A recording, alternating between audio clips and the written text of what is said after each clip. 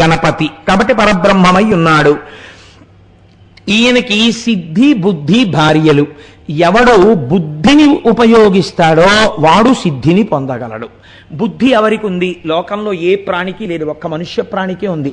బుద్ధి అంటే నిశ్చయాత్మకము. మీరు బాగా గుర్తుపెట్టుకోండి, నిశ్చయము చేసేదాన్ని బుద్ధి అని పిలుస్తారు.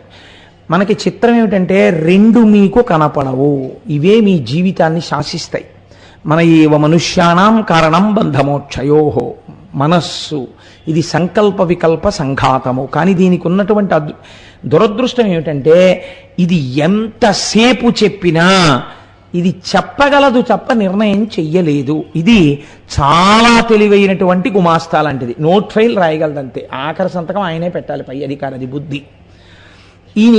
ఇదేం చేస్తూ ఉంటుంది అంటే చెప్తుంది, పోన్లే వాడెవరో ఏదో చెప్తున్నాడు కదా, పోనీ అక్కడికి వెళదాం, 4 మాటలు వినొద్దాం, పోని పోయిందేముంది, ఏదో సుబ్రహ్మణ్యుడు వింటే చక్కగా పిల్లలకి మంచిది అంటున్నాడు కదా, పోని వెళ్ళొద్దాం అంటుంది.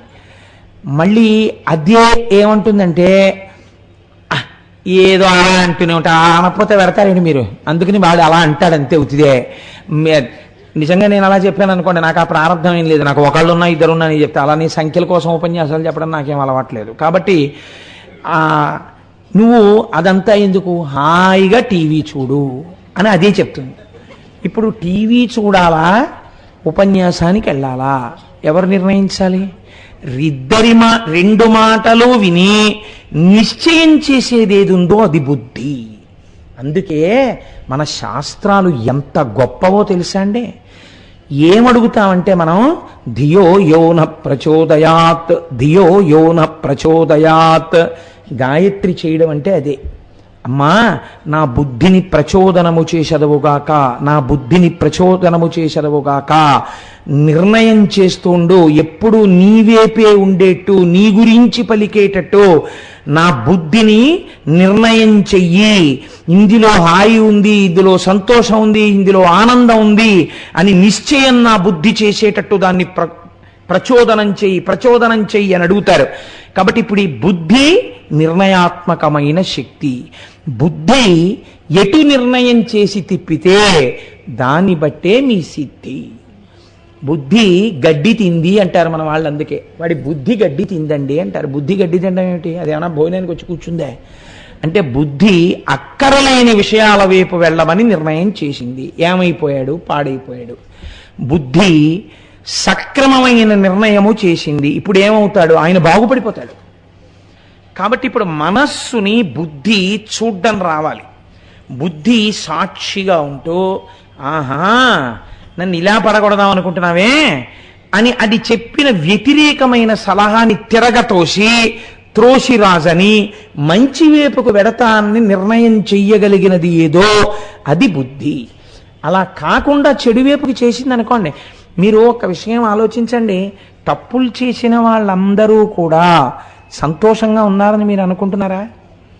ఆవేశంలో నిర్ణయాలు చేసుకోవడానికి బుద్ధిని అలవాటు చేసేస్తే అది జీవితంలో ఎక్కడో అక్కడ ఒక ఆవేశపూరితమైన నిర్ణయం తీసుకుంటుంది. ఆవేశమునందు నిర్ణయం చేయడం అన్నది అసలు అలవాటు లేకుండా మీరు చూడాలి. అందుకే interviews are meant for that. Written టెస్ట్లో ర్యాంక్ నెంబర్ 1 వస్తే ఇంటర్వ్యూ ఎందుకండి? Interview is meant for evaluating the inner view. ఆవేశంగా ఉంటాడా, లేకపోతే కొంచెం ఆలోచన చేస్తాడా? నాకు ఎన్నో మార్లు అనిపిస్తుంది నా జీవితంలో నేను ఇది అలవాటు చేసుకోగలనా అని ఒక విషయం.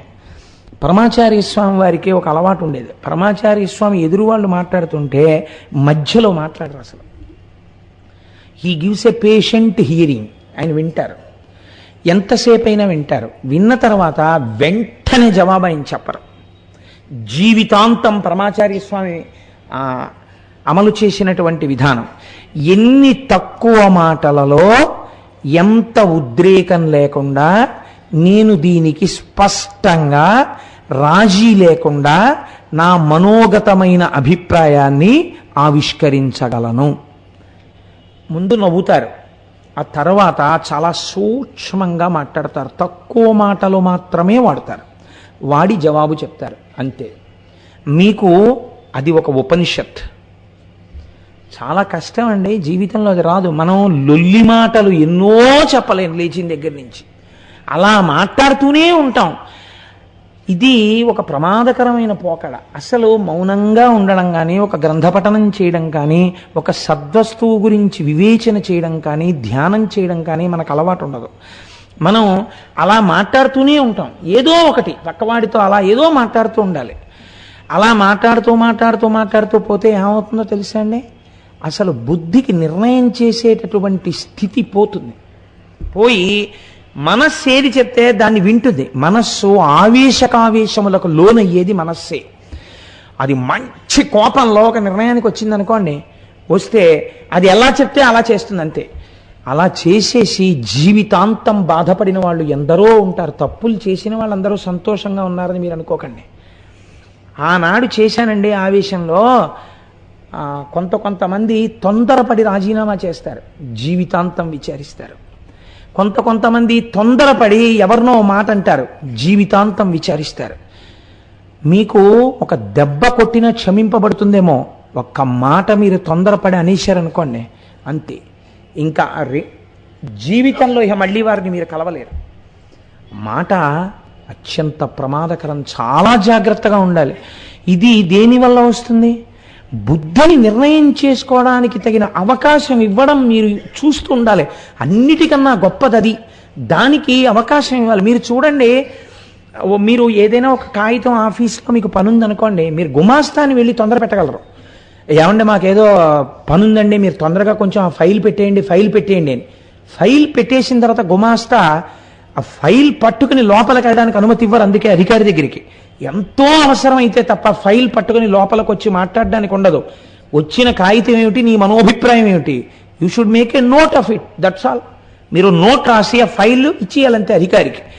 అధికారి దగ్గరికి వెళ్ళి మీరు తొందరగా సంతకం పెట్టేయండి సార్ దీని మీద అంటే గెట్ లాస్ట్ అంటాడు. ఆయన వరుస క్రమంలో చూస్తాడు. ఆయనకు అనుమానం వచ్చింది అనుకోండి, కట్టేసి పక్కన పారేస్తాడు, ఇంటికి కారులో పట్టరా అంటాడు.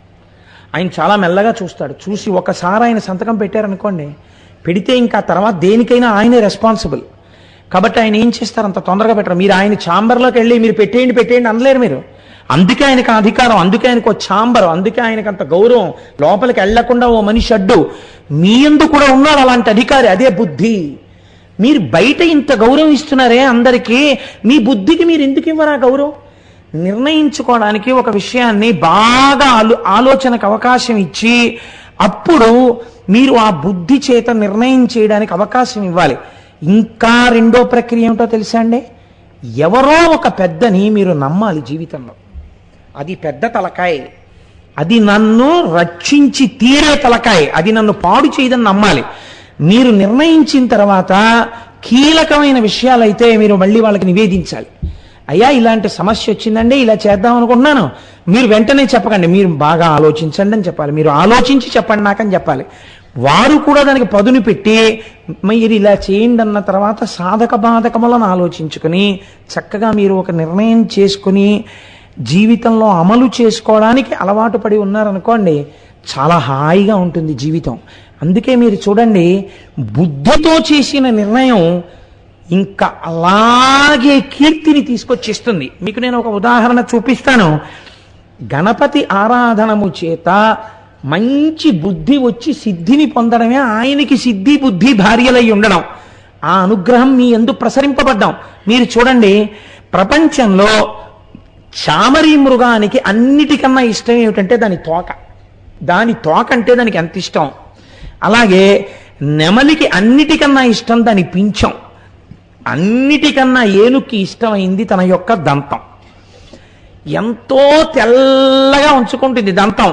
మీరు ఆలోచించండి, ఏనుగు దంతం దేనికి పనికొస్తుంది? వీరప్పని చంపడానికి పనికొస్తుందేమో, నవలడానికి పనికొస్తుందా?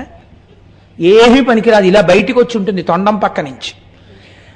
ఆ దంతాన్ని మీకు చిత్రం ఏమిటంటే, స్నానం చేసి వచ్చి ఒంటి మీద దుమ్ము పోసుకుంటుంది, దంతాలు మాత్రం మిరిసిపోతుంటాయి ఏనుగువి. అలా బెరడుకి రుద్దుకుని అంత మిల్ల మిల్ల మిల్ల మిల్ల మెరిసిపోయేటట్టు ఉంచుకుంటుంది. దానికి ఆ దంతం అంటే ఎంతో ఇష్టం ఏనుగుకి. అటువంటి ఏనుగు ముఖం ఉన్న గణపతి వ్యాసుడు భారతం చెప్తుంటే దేంతో రచన చేశాడండి? ఆయన అడిగితే ఒక గంట ఉండదా? తన దంతాన్ని విరిచేసి దాంతో రచన చేశాడు. ఎందుకని?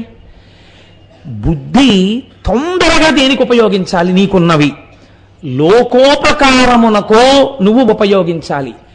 ఈ భారతాన్ని రచన చేయడానికి నా దంతం ఉపయోగపడితే కొన్ని యుగాల పాటు పంచమ వేదమైన భారతం చదువుకుని లోకం ఉద్ధరింపబడుతుంది. దంతం విరిచేసి ఏకదంతం శూర్పకర్ణం లంబోదరం అని ఆయన పేరు సంపాదించాడు. ఎంత శాశ్వత యశస్సు పొందాడు.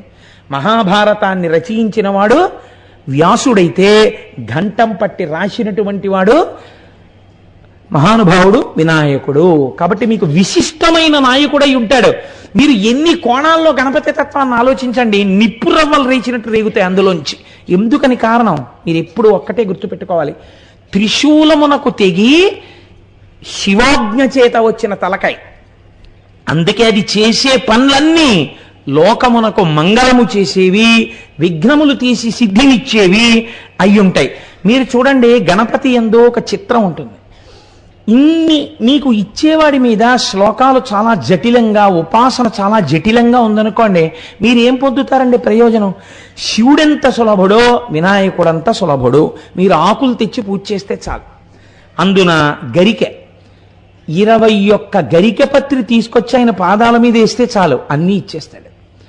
సింధూరం ఇలా రాస్తే చాలు, పొంగిపోతాడు ఆయన. ప్రాతస్మరామి గణనాథ మనాథ బంధుం సింధూరపూర పరిశోభిత గండయుగ్మం అని కదా. ఆ సింధూరం గండయుగ్మానికి రాస్తే ఆయన పొంగిపోతాడంతే. మనకున్నటువంటి పెద్ద లోపం ఏమిటంటే, మన వైపు అసలు గణపతికి సింధూరమే రాయరు. అయ్యప్ప స్వామి గుళ్ళో పైన ఉన్న గణపతికి చూడండి, ఒళ్ళంతా సింధూరమే. తమిళనాట మీరు వెళ్ళండి, ఎంతంత పెద్ద గణపతులకు సింధూరం రాసుంటారు. అందుకే ఆ రాజ్యం అంతా పైకొస్తోంది. కనుక ఈయనకున్న గొప్పతనమేమి? మీరు చూసిన కొద్దీ మనస్సు ఉప్పొంగిపోయేటట్టుగా చేయగలిగినటువంటి వాళ్ళు ఎవరో తెలుసా అండి? లోకంలో 3 ఉన్నారు. ఈ 3 4వ వస్తువు లేదు ఇంకా. ఈ 3 మిమ్మల్ని ఉత్తేజం పొందేటట్టు, పరమ ఆనందం పొందేటట్టు చేస్తాయి. ఇవి చంటి పిల్లలైనా సరే మీరు తీసుకెళ్ళండి, చూపించండి, వాళ్ళు తెలియకుండానే ఏడుపు ఆపేసి వాటిని చూసి అబ్బా అంటారు. మొట్టమొదటిది చంద్రుడు. అందుకే అందరికీ మేనమామి. మీరు చూడండి, వృద్ధులు, స్త్రీలు, పిల్లలు, జంతువులు అన్ని రాత్రి అయ్యేటప్పటికి ఆ చంద్రుడి యొక్క కాంతిలో కాసేపు కూర్చోవాలంటే బా ఎంత హాయిగా ఉందోనే ఈ పున్నమి చంద్రుడి కింద కూర్చుంటే అంటాడు. ఇంకా కొంచెం భార్యను సంతోష పెట్టాలంటే నీ ముఖమే ఆకాశంలో ఉందనుకున్నానే అంటాడు. మా పానమూర్తి గారు లాంటి వాళ్ళు అయితే ఆశువుగా కవిత్వం చెప్పేస్తారు. కాబట్టి ఇప్పుడు చంద్రుడు మీకు ఆనందము నీయగలడు. మీరు చూడండి, చంటి పిల్లలు అన్నం తినకపోతే పూర్వకాలంలో తల్లులు బయటికి తీసుకొచ్చి చందమామ రావే జాబిల్లి రావే అని చక్కగా పాట పాడుతూ చందమామ మీద కథలు చెప్తూ వాళ్ళకి అన్నం పెట్టేవారు. ఇప్పుడు చందమామ కనపడ్డు, అన్ని అపార్ట్మెంట్లు ఫ్లాట్లే కదా. అసలు చందమామ కనపడ్డు, చందమామ రావే జాబిల్లి రావే పాట వచ్చిన తల్లి లేదు, గొడవే లేదు. అందుకని వాడికి ఆనందము లేదు, ఈవిడికి ఈ ఆనందం లేదు. వాడు ఇలా ఇలా వెర్రెక్కిపోతున్న ఆడవాళ్ళందరినీ పరమసాధులుగా దేశం కీర్తించిన వాళ్ళు ఇలా మండిపోతున్నటువంటి రౌద్రమూర్తుల్ని టీవీ స్క్రీన్ మీద చూపిస్తూ వాడికి అన్నం పెడితే వాడు అలాగే తయారవుతున్నాడు. కాబట్టి మనకి ఇప్పుడు అన్ని టీవీ. చంద్రుడు ఆహ్లాదకారకుడు, పరమ సంతోషాన్ని ఇస్తాడు. రెండవది, ఏమీ తెలియకపోయినా సరే ఆనందాన్ని ఇచ్చేదేదో తెలుసా అండి? సముద్రము. సముద్రం మనకి పక్కనే ఉంది కాబట్టి మనకి తెలియదండి. నేను ఏలూరులో చదువుకున్నాను 10th క్లాస్ వరకు. ఇంటర్మీడియట్ చదువుకోవడానికి ఫస్ట్ టైం విశాఖపట్నం వెళ్ళాను. వెళితే నేను వెళ్ళగానే నేను కోరిన కోరిక ఏంటంటే, ఒరే నాకు సముద్రం చూపించండి రా అని అడిగాను. అడిగితే మా బాబాయ్ గారు అబ్బాయి వాడు ఉండేవాడు. వాడు నిన్ను ఒరే నీకు సముద్రం చూపిస్తాను రారా అని తీసుకెళ్తున్నాడు. తీసుకెళ్తుంటే ఆ సముద్రానికి ఇంకా అక్కడెక్కడో ఉంది సముద్రం. ఇక్కడికి వచ్చేటప్పటికే హోరు, ఒక రకమైన పెద్ద హోరు. రే ఏమిట్రా హోరు? సముద్రపు హోరు అన్ని నీకు విచిత్రమే, మేము రోజు చూస్తుంటాం, రా దగ్గరికి చూద్దుగానే అన్నాడు. నేను మొట్టమొదటిసారి నా జీవితంలో సముద్రాన్ని చూసిన అనుభూతి ఇప్పటికి మర్చిపోను. మొట్టమొదట సముద్రం కనపడగానే కన్ను ఎంత దూరం వరకు ఉంటుందో అంత దూరం నీళ్లు, దాని మీద ఓడలు, ఇటు పక్కన కొండ, దానికి పైలెట్గా వెడుతున్నటువంటి పడవలు ఇవన్నీ చూసేటప్పటికి కాళ్ళు ఆగిపోయి ఒక్కసారి ఆ సముద్రాన్ని చూసేటప్పటికి ఒక రకమైన పొంగు వచ్చేసింది. మీరు చూడండి, అందుకే కాసేపు బీచ్కి పోదాం ఏంటని కొన్ని వేల మంది బీచ్కి పోతుంటారు సముద్రం ఉన్నవాళ్ళు. ఆ బీచ్లో కూర్చున్న సముద్రాన్ని చూస్తుంటే చాలు, ఆ కెరటాలు లేచి వస్తూ పడుతూ పిల్లలు ఆడుకుంటూ పరిగెడుతూ ఎంత ఆనందంగా ఉంటుందో. సముద్రం మీకు ఆనందాన్ని ఇస్తుంది. మూడోది ఏదో తెలుసా అండి సృష్టిలో? ఏనుగు. మీరు వెంకటాచలం వెళ్ళండి, ఏనుగు ఇలా తొండం ఊపుతూ అక్కడ నించుందనుకోండి, ఆ ఏనుగని వెళ్ళిపోరు పిల్లలు. నాన్నగారండి ఏనుగండి నాన్నగారండి. ఇప్పుడైతే ఏనుగు అంటలేదనుకోండి, ఎలిఫెంట్ నాన్నగారండి, ఎలిఫెంట్, టస్కర్, దంతాలు ఉన్నాయంటారు. అంటే ఓసారి అక్కడ ఆగి దానికి ₹1 ఇస్తే మావటి వాడికి ఇచ్చేసి అది ఇలా గుండు మీద చక్కగా ఆశీర్వచనం చేస్తుంది. ఆ ఏనుగు తొండం, ఆ తొండంతో అది చెరుకు తీసుకుని విరిచి నోట్లో పెట్టుకోవడం, ఆ మింగడం, అదేంటి ఆ పెద్ద పెద్ద వెలగపళ్ళు కూడా మనందరం ఇలా తింటాం. ఏనుగు ఒక్కటి ఇలా తింటుంది, నోరు కిందకు ఉంటుంది. అది ఇలా తొండం ఊపి ఇంత గడ్డి చక్కగా తీసి ఇలా సున్నా చుట్టినట్టు చుట్టి ఇలా అని పట్టుకుంటుంది చక్కగానే, పరకలు పడిపోకుండా ఇలా అని ఆ పరకలు పట్టుకుని ఓ కట్టలా ఎత్తి అలా నోరు తెరిస్తే ఇలా ముందుకో త్రిభుజాకారపు ప్రొజెక్షన్ ఉంటుంది, అందులోంచి నాలుక కనపడుతుంటుంది, అందులోకి అలా దోపుకుని తొండం వదిలేస్తే అని ఆ గడ్డి అంతటిని ఇలా మింగేస్తుంటే అలా మీరు చూస్తుంటే ఏనుగు తినడం, ఏనుగు నడవడం, ఇంతంత కాళ్ళు అంతంత గోళ్ళు ఆల్చిప్పల్లాగా, దాని కుంభస్థలం, మావటి మాట వినడం, మనకి చాలా చిత్రంగా ఉంటుంది. ఏనుగుని చూస్తే చాలా సంతోషం కలుగుతుంది కదండి. అందుకని మీరు గణపతి పూజ ఏం చేయాలి? ఆయన్ని చూస్తూ కూర్చుంటే చాలు. అందుకే మీకు లోకంలో ఆబాల గోపాలం అనగా పిల్లలతో సహా ఇష్టపడే దేవతా స్వరూపాలు రెండే ఉన్నాయి. ఒకటి గణపతి, రెండు హనుమ. మీరు చూడండి, కోతి కనపడింది అనుకోండి, నాన్నగారండి హనుమాన్ అని పిల్లలు దండం పెట్టేసి సంతోషపడిపోతారు. సుందరకాండ, హనుమంతుడి చేష్టితములు రామాయణంలో చూపిస్తుంటే, హనుమంతుడి కథలు వింటుంటే ఎంత ఇష్టమో. చిన్నతనంలో మా పిల్ల అన్నం తినకపోతే, అమ్మ అన్నం తినంటే, నాన్నగారండి ఒక్కసారి మధువన భంజనం అనడం దానికి రాదు, నాన్నగారండి కేచిత్ పాడితే తింటాను. గాయంతి కేచిత్, ప్రణమంతి కేచిత్, నృత్యంతి కేచిత్, ప్రహసంతి కేచిత్, పతంతి కేచిత్, ప్రలపంతి కేచిత్ అని మధువన భంజనం మీరు శ్లోకాలు చెప్తుంటే అది పెద్ద పెద్ద నవ్వులు నవ్వి ముద్దలు మింగేసేది. కాబట్టి పిల్లలకి కూడా హనుమ అన్న గణపతి అన్న ఎంత ఇష్టమో చెప్పలేము. కాబట్టి ఇప్పుడు ఈశ్వరుడు ఎంత ఉదారుడో చూడండి. ఆయన ఎంత ఉదారుడో మనకి విఘ్నాలు తీయడానికి తన కుమారుడికి కూడా అటువంటి తలకాయ పెట్టాడు. మంగళప్రదమైంది. మీరు ఎప్పుడు చూసినా ఏనుగు తలకాయ కనపడితే అది మంగళప్రదం. ఆఖరికి కలలోకి ఏనుగు వచ్చినా సరే మంగళప్రదం. అది ఆ పరమ శుభప్రదమైనటువంటి స్వప్నం. కాబట్టి ఇప్పుడు మీరు ఆయన్ని పూజ చేయడం మీకు ఎంతో మంగళప్రదం. ఇంట్లో చక్కటి గణపతి ఫోటో ఒకటి ఉండి మీరు రోజు కాసేపు ఆ గణపతి ఫోటో వంక అలా చూస్తున్నారు అనుకోండి, రేపు మీకు మనవడు పుడతాడు. ఇందులో చాలా మందికి పుట్టే ఉంటారు. ఆ మనవడు తొడ మీద కూర్చుని తాతగారండి ఆయన ఎవరండి, తాతగారండి ఆ తొండం ఏంటి తాతగారండి అని అందులో పిల్లల దగ్గరికి వెళ్ళి ఇలా వేలు పెట్టి చూపిస్తారు చిన్ని వేళ్లతోటి.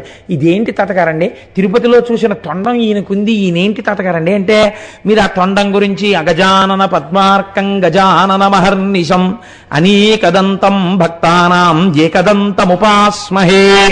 ఆ ఒక్కదంతం ఉన్నవాడున్నాడే వాడు అగజానన పద్మార్కం. పర్వతరాజపుత్రి అయిన పార్వతీదేవి యొక్క ముఖమనబడేటటువంటి పద్మము అరవిరిసేటట్టుగా చేయగలిగిన సూర్యుడురా. పొంగిపోతుంది అమ్మవారు ఆయన్ని పొగిడితే. అమ్మ శక్తినిస్తుందిరా, నీకు చదివిస్తుందిరా. అనేకదంతం కాదు దాని అర్థం, అనేకదంతం. మీకు అనేక కోర్కెలను ఏకకాలమునందు ఇయ్యగలిగినటువంటి వాడు. భక్తానాం భక్తులకు ఏకదంతం ఒక్కదంతం ఉన్నవాడిని ఉపాస్మహే ఉపాసన చేయుచున్నాను. ఎప్పుడు? సర్వకాలములయందు అని మీరు ఆయన్ని చూసి పడుకున్నారనుకోండి, ఏనుగు కల్లోకి వస్తే అదృష్టవంతుడు మీరు. కనుక అటువంటి స్వరూపం ఉన్నటువంటి వాడు. మీరు చూడండి, అన్నిటికన్నా చిత్రం ఏమిటంటే గణపతి స్వరూపంలో ఎలుక వాహనం. ఈయన శరీరం అంతా, ఎలుకేమో వాహనం. నేను లూనా ఎక్కితేనే ఎలా ఉంటుందో అలా ఉంటుంది గణపతి ఎలుక మీదకి ఎక్కితే. అయితే ఎలుక వాహనం ఏమిటండి మన వాళ్ళకి తెలీదా? ఏమిటి ఋషులు పెట్టేటప్పుడు అయ్యో ఈయనకి ఏమైనా కాస్త పెద్ద వాహనం ఇద్దామని చెప్పి లోకంలో కాస్త పెద్ద శరీరం ఉన్న ఏ ఖడ్గమృగం లాంటి దానిలో తీసుకొచ్చి పెట్టచ్చు కదా. పెట్టకుండా ఎలకని పెట్టారేమిటి అంటే మనం మనం ఏమనుకుంటామంటే ఋషులకి తలకాయ లేదండి పాపం అనుకుంటాం. ఆ వెనకటికి ఒక ఆయన ఒక విషయం చెప్తుండేవారు. మ్యాథమెటిక్స్ బాగా నేర్చుకున్న ఆయన, ఒక ఆయన లెక్కలు బాగా నేర్చుకున్న ఆయన మంచి వేసంకాలంలో వెళ్ళిపోతూ ఓ మర్రి చెట్టు కింద పడుకున్నట్ట. పడుకుని చల్లటి గాలికి కునుకడుతోంది. అలా పైకి చూశాడు, ఇంతంత మర్రికాయలు ఉన్నాయి. ఆయన అనుకున్నట్ట, పాపం the God is poor in law of proportions. పరమేశ్వరుడికి ఈ ఎంత చెట్టుకి ఎంత కాయ ఉండాలి అన్న విషయంలో కొంచెం జ్ఞానము లేనివాడు, తెలివి తక్కువవాడు. అందుకే ఇంత గుమ్మడి పాదికి ఇంత గుమ్మడికాయ పెట్టాడు, ఇంత పెద్ద మర్రి చెట్టుకి ఇంత కాయ పెట్టాడు. ఆ గుమ్మడికాయ ఇక్కడ ఉండాలి, ఈ మర్రికాయ అక్కడ ఉండాలి. ఆయన తప్పు చేశాడు, ఈశ్వరుడికి లెక్కలు రావు అనుకుని ఇలా కన్ను మూసాట. ఓ మర్రికాయ వచ్చి నిధుల మీద పడింది. ఆయన లేచి అన్నాడు, ఈశ్వరుడికి లెక్కలు రావడమే కాదు పరమదయాడు, గుమ్మడికాయ ఉంటే నేను చచ్చిపోయి ఉండేవాడిని అన్నాడు. కదండి, అది నీడనిస్తుంది, నలుగురు చేరుతారు. అందుకని దానికి గుమ్మడికాయలు ఈశ్వరుడు పెట్టలేదు. ఈశ్వరుడికి లా ఆఫ్ ప్రపోర్షన్స్ రాక కాదు, ఆయన ఎప్పుడు ఏది చేసినా అందరి సంక్షేమాన్ని ఆలోచిస్తుంటాడు తండ్రి కాబట్టి. కనుక అటువంటి వాడు అని వెంటనే సంతోషించేట. అలా భగవంతుడు కూడా మనకు అంత తేలికైనటువంటి స్వరూపాన్ని ఉపాసన చెయ్యడం కోసం ఇచ్చి మరి ఎలుకని వాహనంగా ఇవ్వడం ఏమిటి అంటే, ఎలుక దొంగతనానికి ప్రతీక, మనతో పాటే ఉంటుంది. మన వస్తువులన్నీ ఎత్తుకుపోతుంటుంది. ఎత్తుకుపోతే గొడవ వదిలిపోతుందండి అక్కడతో. దానికి ఉన్న చాలా సంతోషకరమైన అలవాటు ఏమిటో తెలుసా అండి?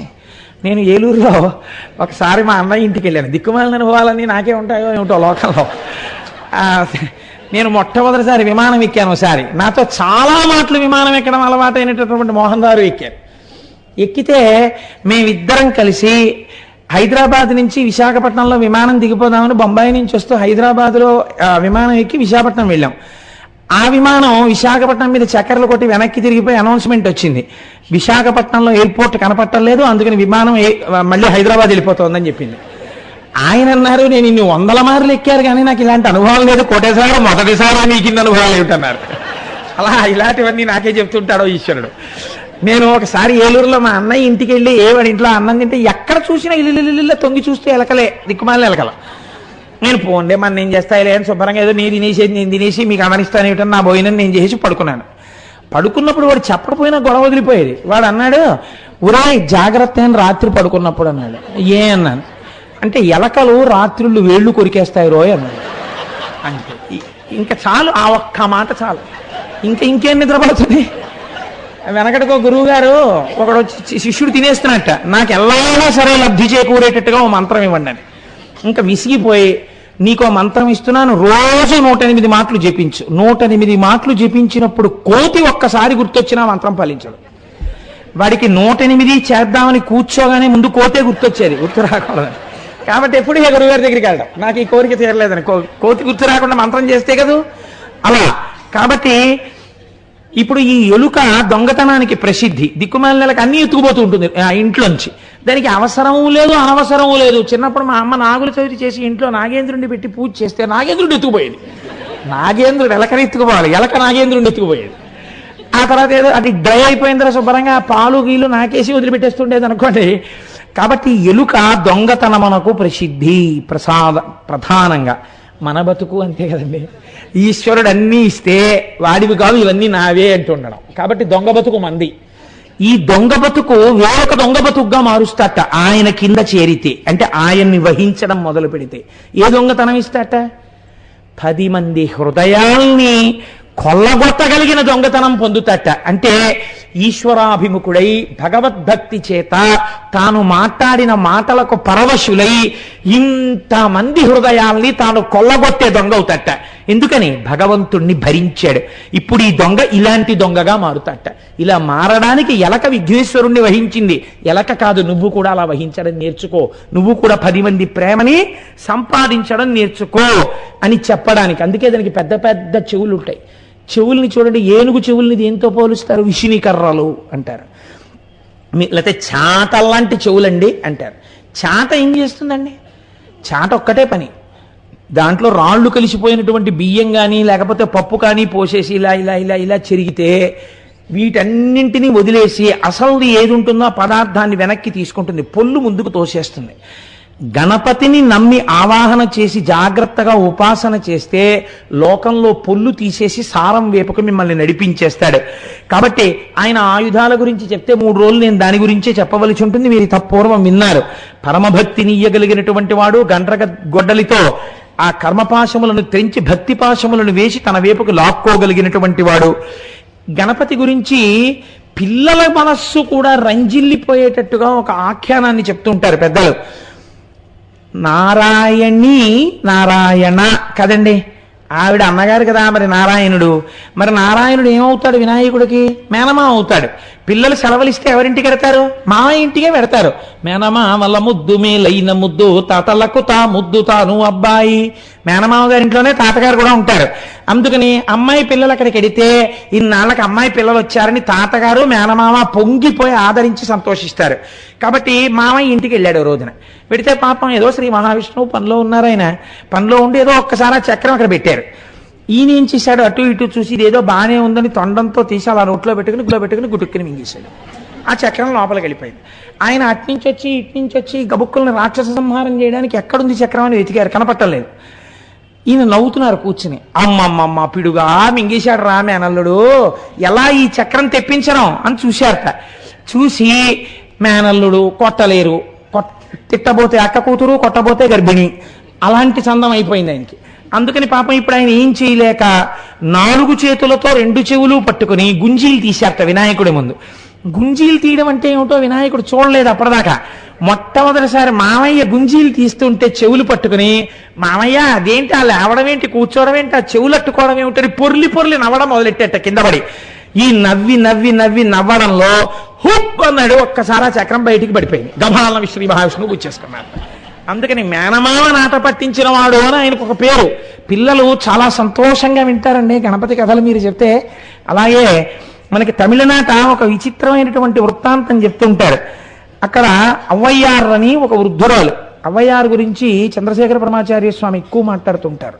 అవ్వయ్యార్ గణపతి ఉపాసన చేసేది ఆవిడ ఉపాసన చేసేటప్పుడు ఆ అవ్వయ్యార్